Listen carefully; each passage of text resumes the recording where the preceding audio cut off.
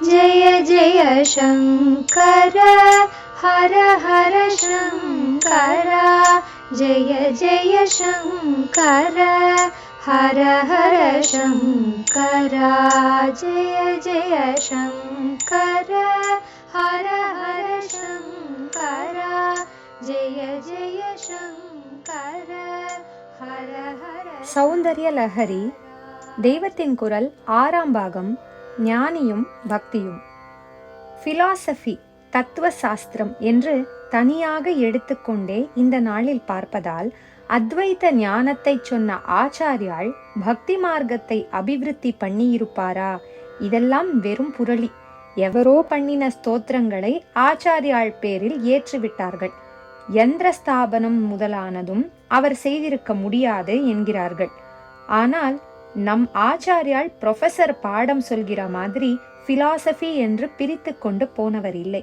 Philosophy வராத சாதாரண ஜனங்கள் முதற்கொண்டு சகலரையும் அவரவர் இருக்கிற நிலையில் இருந்து அந்த நிலையை அனுசரித்து கொண்டு போயே கொஞ்சம் கொஞ்சமாவது தூக்கிவிட வேண்டும் என்றுதான் அவர் வந்தார்.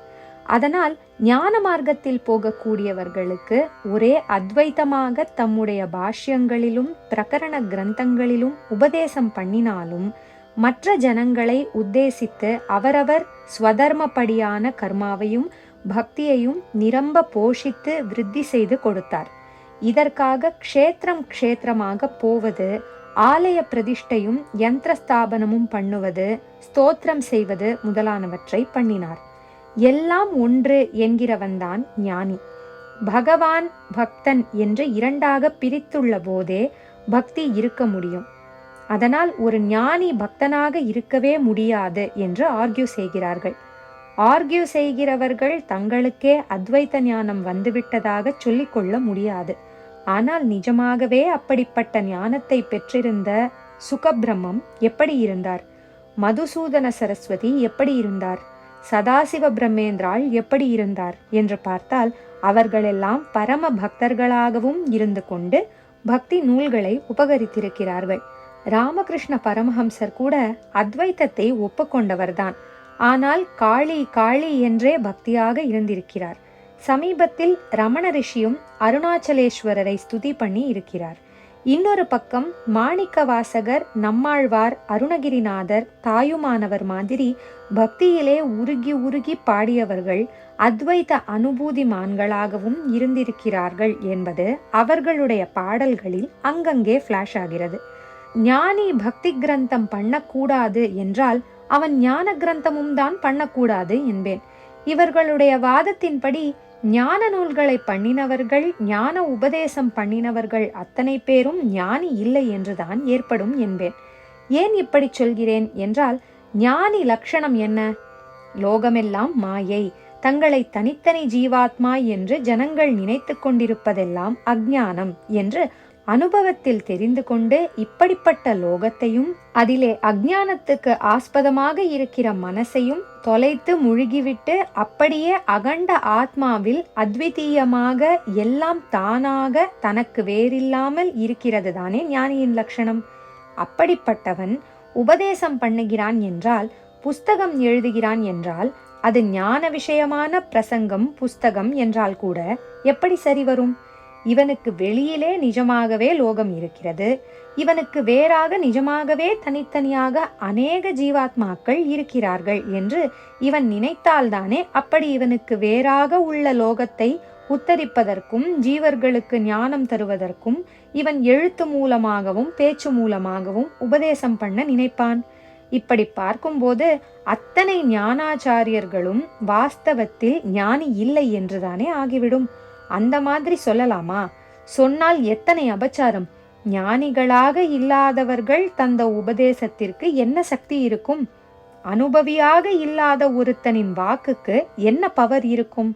ஆனால் பிரத்யக்ஷத்தில் பார்த்தாலோ பகவத்கீதையில் ஞானத்தை பற்றி வருகிற அத்தியாயங்கள், அல்லது நம் ஆச்சாரியால் பண்ணின விவேக சூடாமணி, அல்லது தத்தாத்ரேயரின் அவதூத கீதை, வசிஷ்டர் உபதேசித்த யோக வாசிஷ்டம், அல்லது ஒரு தாயுமானவர் பாடல் ஆகியவற்றை படிக்கிற போதே படிக்கிற மட்டுமாவது அது நம்மையும் இந்த மாயையை தாண்டி சாந்த சமுத்திரமாய் இருக்கிற ஏதோ ஒன்றுக்கு தூக்கி கொண்டு போகிறதே.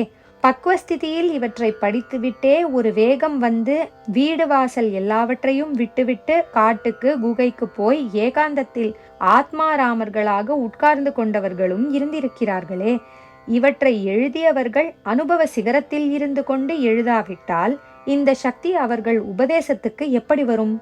அதனால் ஏதோ தர்க்க ரீதியில் ஞானிக்கு எப்படி பக்தி வரும், ஞானி எப்படி உபதேசம் பண்ணுவான் என்றெல்லாம் கேட்டு இதெல்லாம் சாத்தியமில்லாதது என்றாலும் சாத்தியம் அசாத்தியம் எல்லாவற்றுக்கும் அப்பாற்பட்ட ஈஸ்வர லீலையில் இப்படியெல்லாம் நடந்து கொண்டு தான் இருக்கிறது. ஞானி உள்ளுக்குள்ளே அத்வைத்தமாக இருந்து கொண்டே எப்படி வெளியில் துவைத்தமாக காரியம் செய்கிற மாதிரி தெரிகிறான் என்றால் ஈஸ்வர லீலை என்றுதான் சொல்ல வேண்டும். அவனுக்கு, அதாவது ஞானிக்கு மனஸ் போய்விட்டது, மாயை போய்விட்டது என்றால் அதற்காக வெளியிலே இருக்கிற லோகமும் ஜீவ பிரபஞ்சமும் அப்படியே இல்லாமல் போய்விடுகிறதா என்ன? இதில் இருந்து என்ன ஆகிறது? வேறு ஏதோ ஒரு பெரிய மனஸ்தான் இது அத்தனையையும் பண்ணி எத்தனையோ விதிகளை போட்டு பிரபஞ்சத்தை ஒரு சீரில் ஆட்டி வைத்து கொண்டிருக்கிறது. ஜீவர்களை சீர்கெட்டு அவரவர் மனம் போனபடி மாயையில் ஆட்டி வைத்து கொண்டும் இருக்கிறது என்றுதானே ஆகிறது. அந்த சக்தியைத்தான் அத்வைத சாஸ்திரத்திலே சகுண பிரம்மம் ஈஸ்வரன் என்று சொல்கிறது. சாக்த சாஸ்திரங்களிலும் சைவ சாஸ்திரங்களிலும் காரியமில்லாத நிர்குண பிரம்மத்தை சிவம் என்கிற போது இந்த சகுண பிரம்மத்தை தான் சக்தி, பராசக்தி, அம்பாள் என்பது. நிர்குண பிரம்மமே இப்படி சகுண பிரம்மமாயும் வெளி விவகாரம் பண்ணுகிறார் போலத்தான் நிர்குணானுபவத்தில் சித்தியடைந்த ஞானியும் வெளி விவகாரம் பண்ணும்படி அந்த சகுண பிரம்மமே வைத்திருக்கிறது என்றே சொல்லணும்.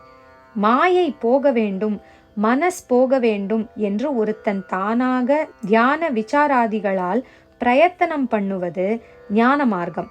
இன்னொரு வழி அந்த மனசை, அதையும் இத்தனை மாயையையும் பண்ணின பராசக்தியிடம் பக்தியில் அர்ப்பணம் பண்ணுவது. திருடன் கையிலேயே சாவியை கொடுக்கிற மாதிரி. லீலா நிமித்தமாக அது இத்தனை மாயை பண்ணினாலும், மனசை ஆட்டு ஆட்டு என்று ஆட்டினாலும் உண்மையில் அது பரம கருணாமயமானது. பிரிந்திருந்து பிறகு சேர்ந்தால்தான் சேருவதின் அருமை தெரியும், பெருமை தெரியும். அப்படி சேர்த்து கொள்ளும்படி ஒரு ஜீவன் பிரார்த்திப்பதில் பக்தியின் ரசமும் பிரார்த்தனையை கேட்டு அதன்படி சேர்த்து கொள்வதில் தன்னுடைய பரம பிரேமையான அனுகிரக ரசமும் தெரியும் என்பதற்காகத்தான் பராசக்தி துவைத்த விளையாட்டு விளையாடுவது. ஆகையால் ஒருத்தன் இதிலிருந்து விடுபட வேண்டும் என்று அவளையே பக்தி பண்ணுகிற போது அவளே ஞானப்பாலை கொடுத்து விடுவித்து விடுவாள். பக்தி என்றாலே அதன் லட்சியம், அதாவது கோல், பகவானை பிரிந்திருந்து உபாசிக்கும் துவைத்த பாவம்தான் என்ற தப்பான அபிப்பிராயத்திலேயே ஞானி அத்வைதி எப்படி பக்தி வழியை சொல்லுவான் என்று கேட்கிறார்கள். பகவான் பக்தன் என்று பிரிந்திருந்து உபாசிக்க உபாயமாக இருக்கிற பக்தி வழியில் போகிறவனே உன்னிடமிருந்து பிரிந்தில்லாமல் ஒன்றாக போய்விட வேண்டும் என்று வேண்டிக் கொள்கிற நிலைக்கும் அந்த பக்தியே அவனை அழைத்து கொண்டு போகும் என்பது தெரியாததால் இப்படி சொல்கிறார்கள். அந்த நிலை அவனுக்கு வரும்போது காரிய பிரம்மம், சகுண பிரம்மம் என்று சொல்லும் பராசக்தியே அவனுக்கு காரண பிரம்மம், நிர்குண பிரம்மம் என்று சொல்லும் அத்வைத வஸ்துவிடம் கொண்டு சேர்க்கும் ஞானத்தை பிரசாதிப்பாள். ஞானியும் பக்தியும் நாளை தொடரும். ஜெய ஜெய சங்கர, ஹர ஹர சங்கர, ஜெய ஜெய சங்கர, ஹர ஹர சங்கர, ஜெய ஜெய சங்கர, ஹர ஹர சங்கர, ஜெய ஜெய சங்கர, ஹர ஹர சங்கர.